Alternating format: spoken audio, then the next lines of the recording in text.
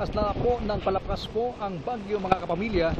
Nasa loob pa rin po tayo ng Catbalogan City Bus Terminal. Maladagad na po ito mga kaibigan dahil sa iyo po ay nasa harapan po ng pier. Oo. At ito po ang inyong natatanaw, yan po ang opisina po ng PPA o Philippine Ports Authority, no? Ang mga nasa loob ng terminal, kanya-kanyang ayos po ng kanilang mga maliit na sari-sari store, no? Yan po ang mga nagbibinta po dito sa loob mo ng terminal mga kapamilya. Yan po, walang ni isang bus po.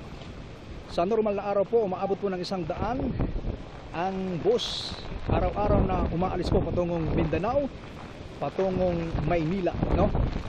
Sa ngayon, talagang matindi pa rin po talagang ating pong mapapansin itong bagyong Glenda dito po sa loob mismo ng bus terminal po ng Catbalogan. At yan po ang inyo pong natatanaw, yan po ay pier.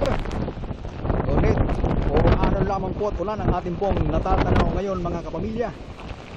Ngayon po ay 9:35 na po ng umaga, July 15, 2014, no? Bagamat malayo sa atin ang bagyong Glenda sa Samar, ngunit ramdam pa rin po natin ang bagsik nito, no? As of 6:45 kasi ng umaga, ayon sa pag-asa, nasa 270 kilometers ng Legazpi City ang sentro po ng bagyong Glenda. Ito po si Oscar Maribor.